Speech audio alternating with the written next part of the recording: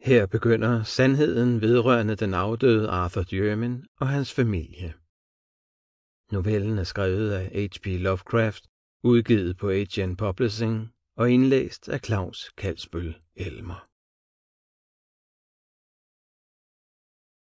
Livet er hæsligt, og bag den del, vi kender til, lurer der dæmoniske ledetråde til sandheder, som, når de åbenbarer sig for os, gør tilværelsen 1000 gange mere rædselsvækkende, end vi evner at forestille os.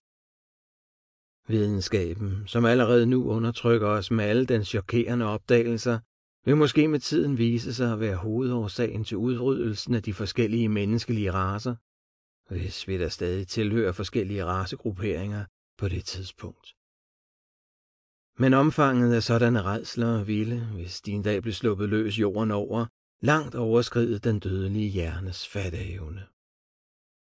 Hvis vi erkender, hvad vi er, burde vi gøre, som Sir Arthur Jermyn gjorde hin nat, hvor han gennemvædede sig selv og sit tøj med olie, for derpå at overgive sig til ilden.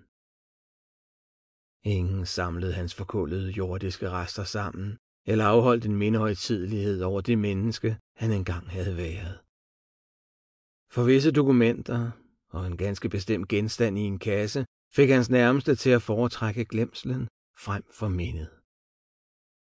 Nogle af dem, der stod ham nærmest, nægter endda at indrømme, at han overhovedet har eksisteret.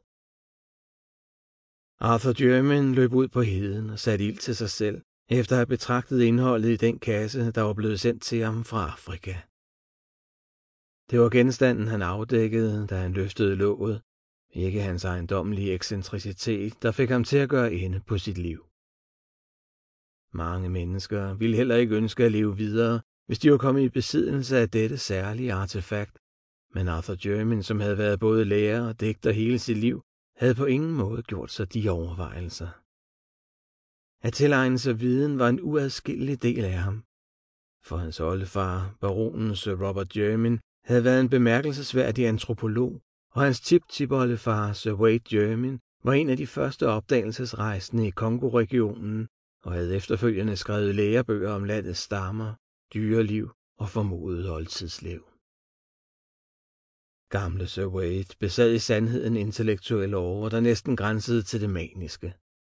Hans bizarre teorier om en forhistorisk hvid kongolesisk civilisation medførte mig en latterliggørelse, da hans bog, Observationer fra forskellige dele af Afrika, blev udgivet.